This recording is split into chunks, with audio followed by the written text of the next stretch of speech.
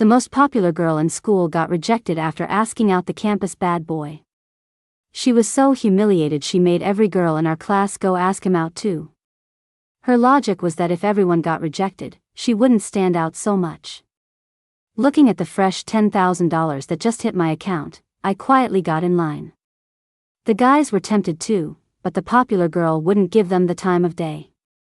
And so, every single day, the bad boy from the class next door got a love confession from a girl in my class. Without fail, he would coldly reply with 2 words, "Get lost." I was the last one. Leo. Before I could even finish, the bad boy shot to his feet, blushing, and nearly knocked over his desk and chair. "Sis, don't mess with me. My brother will kill me. I'm the long-lost daughter with all the bad luck. My foster parents favored their son and worked me like a dog my whole childhood. When my birth parents took me in at 18, I thought my life was finally turning around. Turns out, this family was completely backward. Everyone from my so-called parents down to the house staff doted on the fake daughter, Jessica. Just because Jessica wanted it, they threw me into an elite prep school against my will. Thankfully, she saw I wasn't going to cause any trouble and left me alone. And my new classmates didn't pay much attention to a background character like me. My desk mate, Maddie, was the most popular girl in school and a total sucker for a pretty face. Just a couple of days ago she was crushing on some upperclassman with a brooding, intellectual vibe, and today she was obsessed with the cold, aloof bad boy. In a month, she'd racked up more crushes than I have fingers, and never the same guy twice. It was PE. And after free time, most of the girls headed back to the classroom. I was about to put my head down for a nap when I heard Maddie and her friends chirping away. "Whoa. You guys, look. Isn't that Leo? Let me see, let me see. The back of his head looks like him. Ah, he's turning around. It is Leo. He's so hot." I couldn't help but peek, then silently flopped my head back onto my desk. Leo was leaning against a tree with his arms crossed, staring off into the distance. Yeah, he was handsome. But not really my type. He might be a bad boy, but seriously, that face, that body. Girl, wipe your drool. Oh, you're so annoying. You made me think I was actually drooling. Hey, friends' crushes are off limits, you know? Huh? What? When did the bad boy get a girlfriend? Who is it? Maddie just said she's into him.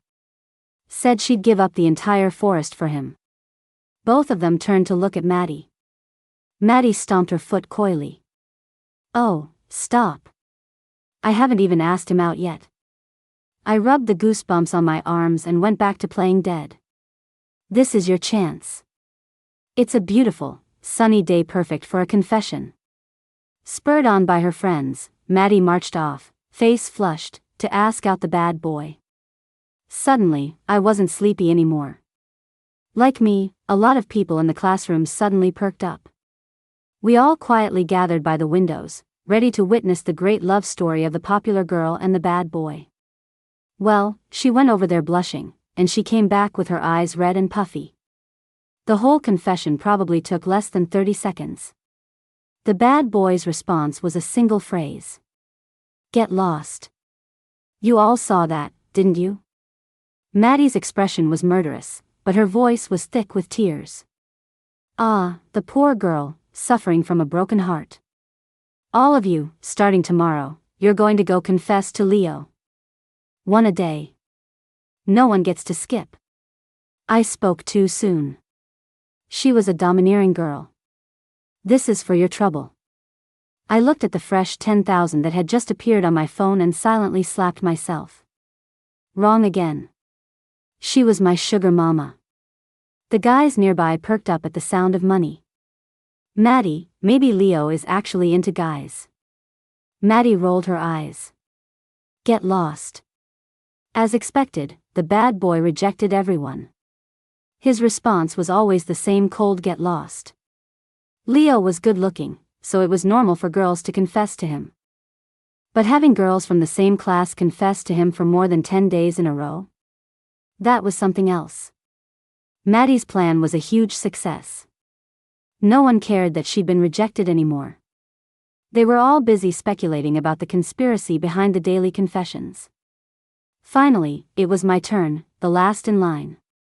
It was my first time asking someone out, and even though I was getting paid, I was still nervous.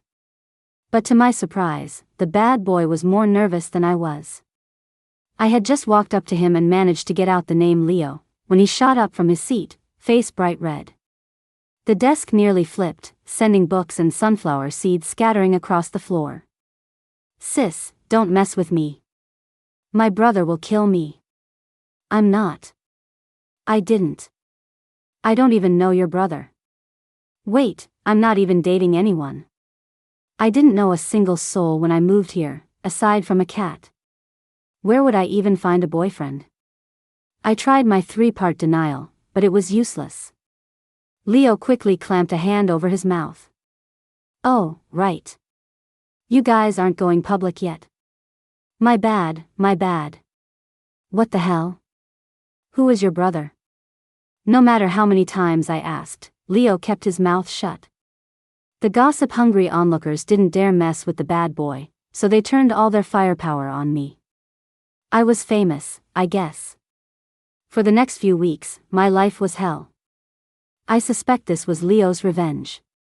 But Maddie was the one who paid for it and came up with the plan, so why was he getting back at me? It's not fair. Because of what Leo said, I was summoned home from school the second class ended. For once, the car that usually picked up Jessica hadn't left yet. It looked like they were waiting specifically for me. I was practically flattered. Looks like I wouldn't have to ride a bike share home tonight. In the car, Jessica was dripping with sarcasm. I never would have guessed. All that quiet girl stuff was just an act, wasn't it? She leaned in. "Chloe, don't think you can steal Mom and Dad's love just because you've hooked up with the Gu family. In their hearts, I'm the real daughter." Arguing with Jessica was a bad idea, so I just sat quietly in the back seat and waited for the driver to start the car. Seeing that I wasn't taking the bait, Jessica let out a humph and finally quieted down. A car is definitely faster than a bike. We were home in what felt like no time. As expected, I was greeted by an interrogation. "Let's hear it. Who are you dating?" Leo's family seemed even wealthier than the Lins, but I didn't know the details. No one in this house would ever talk to me about things like that. The bits and pieces I knew, I'd overheard from classmates. "I'm not dating anyone," I replied meekly. Jessica whined, clinging to our mother's arm. "Mom, Dad, I already asked her on the way home, but she won't say anything." Technically, Jessica was born after me, so she should call me her older sister. But the Lins wouldn't even let her suffer that tiny inconvenience, so they made me call her sister to please her. Looking at how close they were, I knew I'd probably never get that kind of affection in my life. "You're not dating anyone? Then why would the young Mr.Gu say something like that? Spit it out, now." My father snapped, slamming his hand on the table. "What are you doing? You'll scare Jessica. Besides, doesn't your hand hurt?" Mom immediately grabbed his hand to inspect it, and Jessica leaned in to blow on it gently. What a heartwarming scene. Too bad I was in it. "Just tell us the truth. You see how upset you've made your father. It's not like we're going to hurt you. You finally managed to latch onto the Gu family, so don't be coy. If you tell us, we can help you strategize and make sure you contribute to the family while he's still interested." Mom's face was hard, her tone a world away from a moment ago. "I really don't know anyone from the Gu family." I lowered my head, avoiding their sharp gazes, and twisted my fingers together. I have no idea why Leo said that. They exchanged a look and let out a disappointed sigh. And here I thought we could finally get a connection to the Gu family.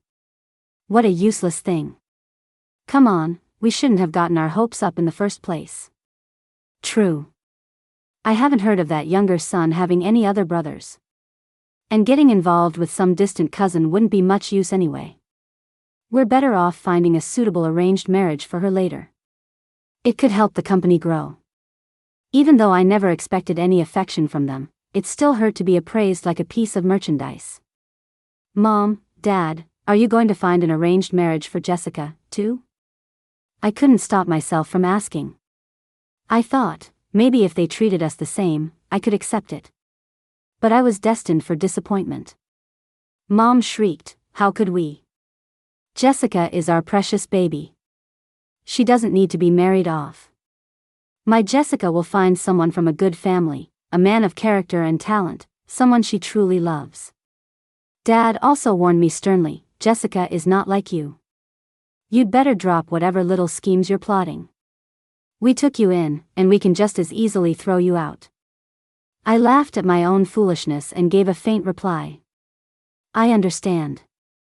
I won't ever have such naive thoughts again." No one called me for dinner. Clutching my growling stomach, I started to feel a pang of regret.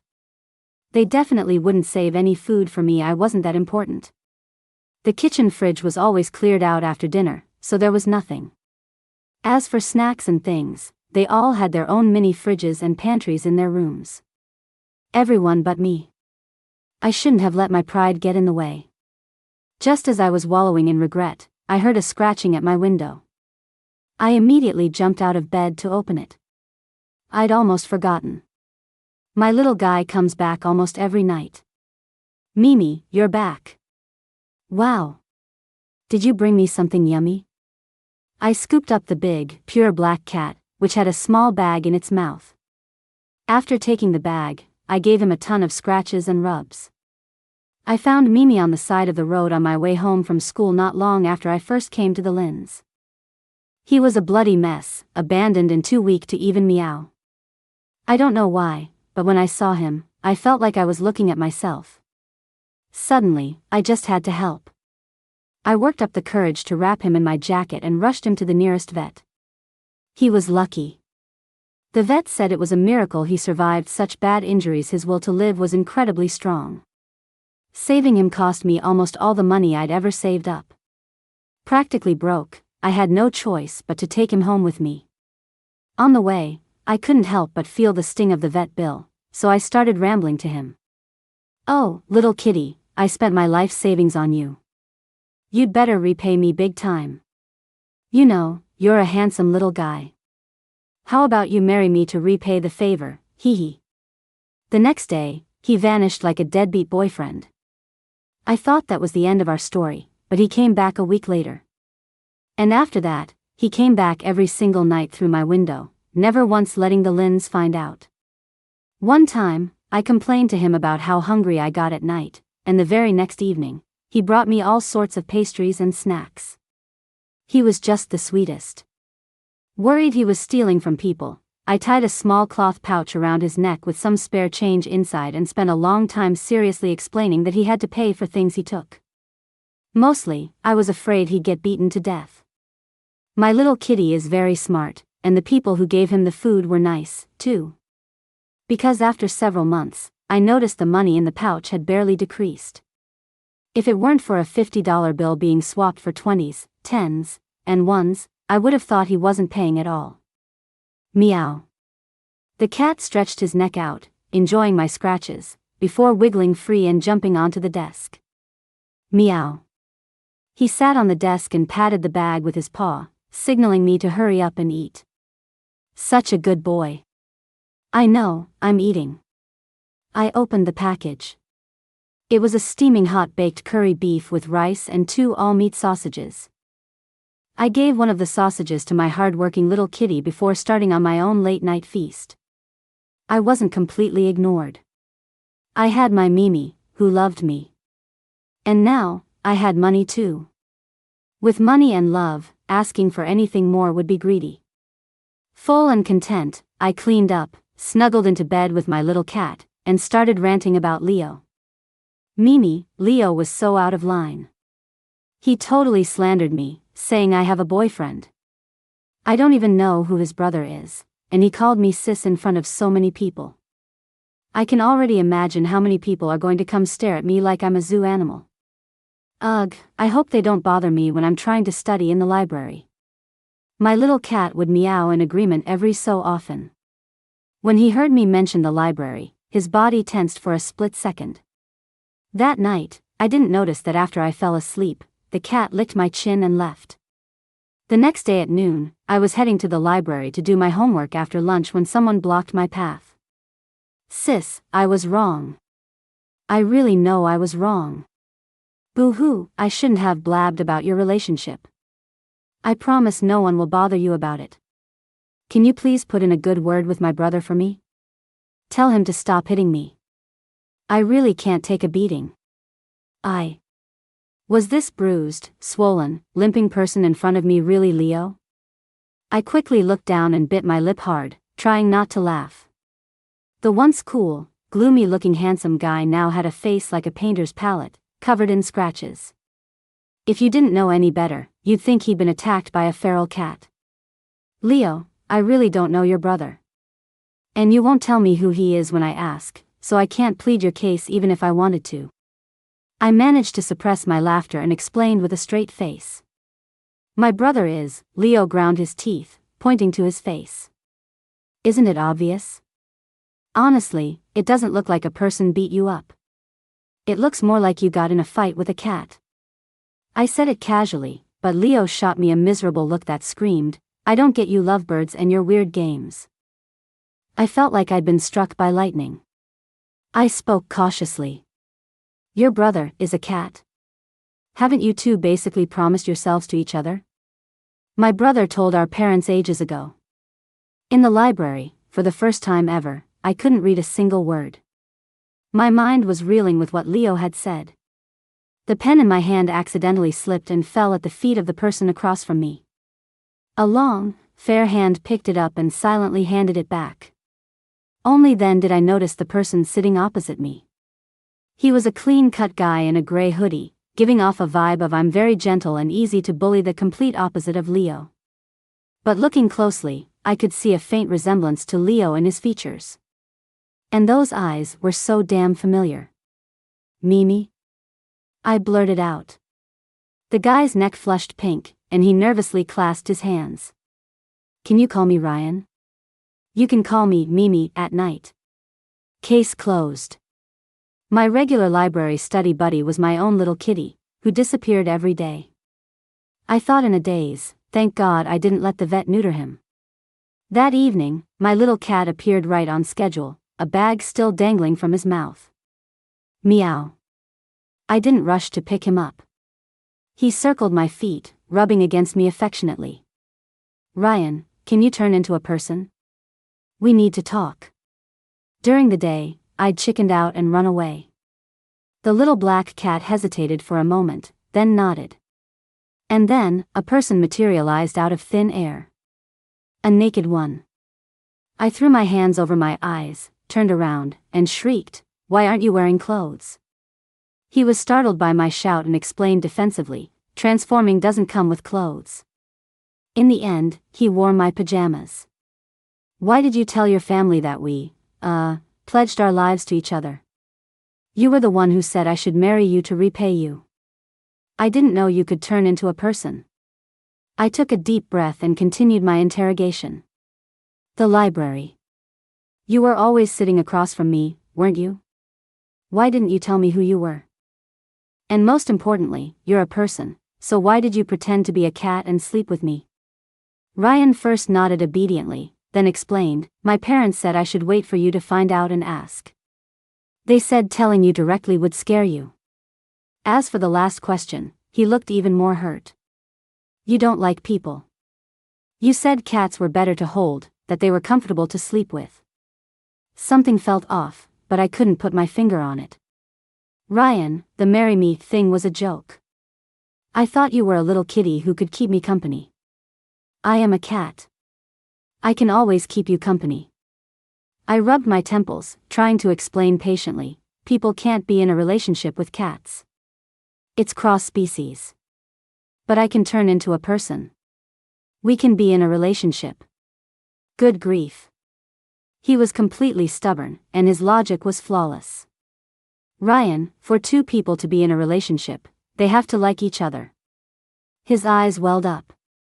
Don't we like each other? I like you, and you said you liked me, that you liked holding me when you sleep, and you're always kissing me, and petting me. God knows how devastating that was, hearing him say all that while wearing my yellow nightgown. I was almost convinced. It's different. I didn't know you were a person back then. My feelings for you were like, for a pet. His eyes dimmed. Is my human form not handsome enough? I knew it. I shouldn't have turned into a person. If I stay a cat, can we go back to how we were before? He looked so pitiful. I'm sorry. I give up. After Ryan's eager confession, I felt like I had to relearn how the world worked.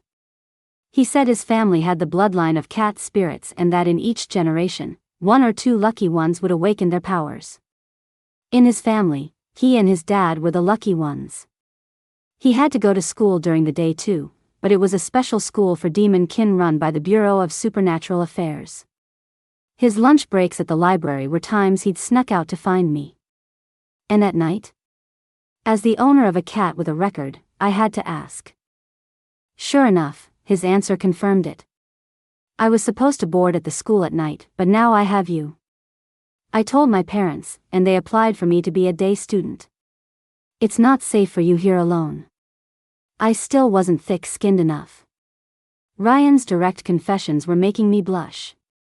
Won't that affect your studies? I'm fine here. There are so many servants, it's very safe. Maybe you should go back to boarding. Ryan shook his head firmly. I can sense the aura of a strange shadow demon here. I can't rest easy. A shadow demon? What's that?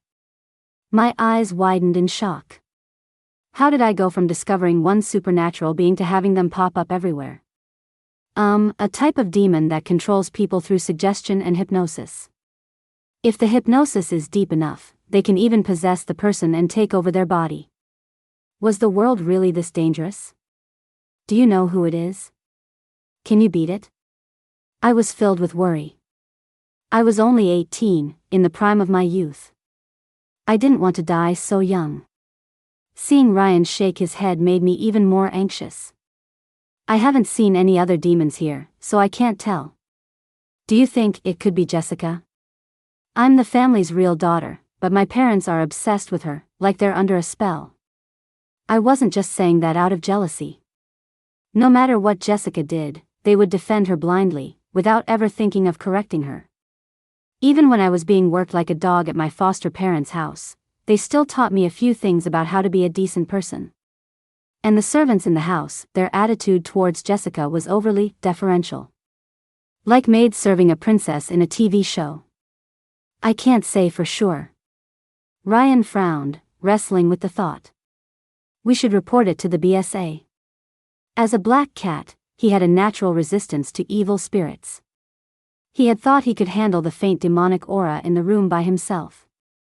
But after hearing what I said, he was having second thoughts. The Bureau of Supernatural Affairs worked fast. The next night, when they launched their operation, they told me not to go home so I wouldn't get caught in the crossfire. So, a very happy Ryan took me back to his house. I had just agreed to date him, and now I was meeting his parents with 0 buffer time. I was a wreck. You must be Chloe, right? Such a beautiful child. Come in, come in. I wasn't sure what you liked to eat, so I had the cook make a little of everything. Ryan's parents were waiting at the door and greeted me warmly the moment they saw me. Leo wasn't with us. He'd gotten home earlier and was now staring at us with a mournful expression. Their warmth felt so much more sincere than the welcome I'd received from my own parents when I first came to the Lynns. After dinner, Ryan pulled me into his room. His mother's words were still echoing in my head. Thank you for making Ryan want to be human. You're our family's savior. What did your mom mean by that? Ryan dodged the question, but after I gave him a stern look, he finally came clean.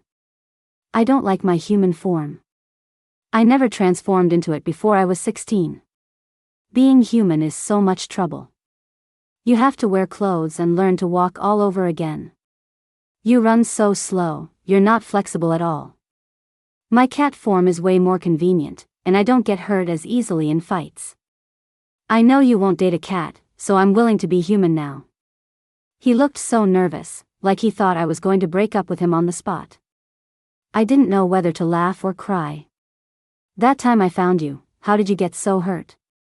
"Well, I snuck out of school and had the bad luck to run into a powerful fugitive demon." That was some seriously bad luck. He'd run into a notorious demon who'd been on the run for decades. I used a life-saving charm my dad gave me to seriously injure him and get away. I left because I was afraid he'd follow me and put you in danger. After he got back, he immediately had his family report it to the BSA. While the demon was still injured and couldn't hide easily, the BSA launched a search at the location Ryan provided and finally captured the menace. I had been worried his parents would look down on a Cinderella like me, but it turned out I was more like their knight in shining armor. The BSA was all about efficiency. The battle was over in one night. The result, however, was a bit of a surprise. The shadow demon wasn't Jessica. The big boss was actually the butler, Mr. Wanga, curious shadow demon who'd gotten interested in the whole real versus fake daughter drama.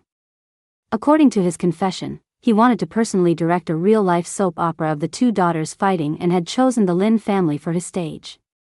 I wasn't even related to the Lins. The DNA results had been faked by him.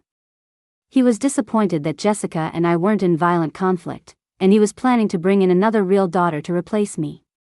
But he was caught by the BSA before he had the chance. I was stunned. "So, my foster parents are my real parents?" Ryan's mom shook her head. "No, the report saying you weren't related to them was real." As for your birth parents, he didn't know either. I couldn't tell if I was disappointed or something else, but my heart felt heavy. What will happen to the Lins? I had lived in their house for a while, after all. I didn't want anything bad to happen to them. If we weren't related, then their attitude was, I suppose, understandable. Once the shadow demon is gone, they'll be unconscious for 3 or 4 days, but then they'll wake up. I forced a smile and nodded. "Chloe, why don't you live with us from now on? That boy Ryan is set on you, and we adore you. Just think of us as your aunt and uncle, and be our daughter." I was pulled into a warm hug. I froze for a second before letting myself relax into it, not wanting to pull away. But a moment later, I was transferred to another, leaner embrace. Ryan muttered unhappily, "Mom, Chloe is mine." "Mine. If you want a daughter, go have one yourselves." "You little brat, how dare you talk to your mother like that?" his dad said, pretending he was about to hit him. My face was burning. I quickly pushed him away. "Thank you, sir, ma'am." Seeing Ryan was about to act up again, I grabbed his hand, and he finally settled down. "Thank you for having me." 4 days later, Jessica found me during a break between classes. "I'm so sorry. I said a lot of awful things before, and I got you in trouble with my parents." I smiled and shook my head. "You were being controlled, too. My parents and I did another DNA test. I'm really not their biological child. But I swear, I never had any intention of bullying the real daughter to fight for their affection. I already took her place and enjoyed so much love.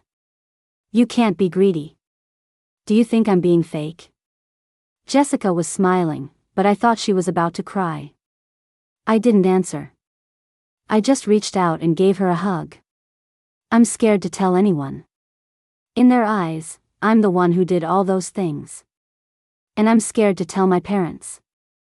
I'm afraid they'll hold it against me, that they'll think I'm the kind of person who would bully their real daughter. I didn't know anything, why did that demon have to do this to me?" I just listened quietly. Right now, all she needed was a listener. An uninvited guest suddenly appeared. "Sis, are you okay?" "Jessica, are you bullying my Sayu?" Leo came running over, his voice preceding him. When he saw Jessica buried in my arms, he instantly shut up. Anyway, haha. Wrong way. You guys carry on, carry on. He didn't get far before turning back. Sis, you're still gonna like my brother later, right? I shot him a death glare. Leo scurried away. After her awkward moment passed, Jessica suddenly laughed. I never knew the school's bad boy could be so funny. She pulled back and wiped her tears. I actually came to find you for something important.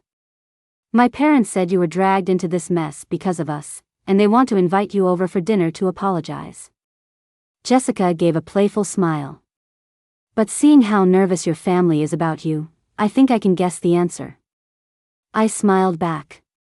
I was never angry with you. We were all victims. She took out her phone and wiggled it. Well then, fellow victim, want to exchange numbers? We can form a victims alliance. I didn't refuse. After adding her, I transferred all the money Maddie had paid me. I know you guys spent more on me than this, but this is all I can afford to give back. The money is paid, the debt is cleared. From now on, let's start fresh. When I got back to the goo house, Ryan's video call came through right on time. There were still beads of sweat on his face. His usually gentle face had a new, wilder edge to it, which made him even more handsome. After his sassy comment to his mom, his dad had revoked his day student privileges. The excuse was ready-made. Chloe is living with us now. She has a driver to take her to and from school, and Leo is there to look after her. We don't need you. Ryan argued his case multiple times, but his dad, who was still holding a grudge, rejected every appeal. Before he left for school, he beat up Leo again for taking his spot.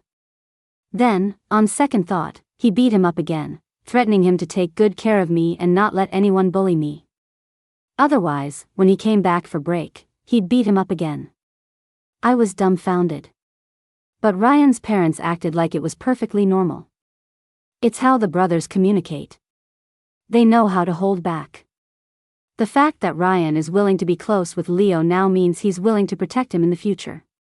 Okay, the world of demons was beyond me. From then on, Ryan and I started a long-distance relationship. He was incredibly insecure and called me on video at the same time every day. Leo said you hugged someone. And you added them as a friend. Wow, he sold out his own brother just like that. A handsome face, teary-eyed, pressed close to the screen, accusing me of my terrible deeds. I didn't know whether to laugh or cry. It was a girl. And you know Jessica, right? I'm a cat. You even like cats, so what's wrong with a girl? I don't care, you're not allowed to like anyone else. You're mine. I'll let you call me Mimi, okay? When I get back, I'll even wear your clothes for you. Can you please just like only me?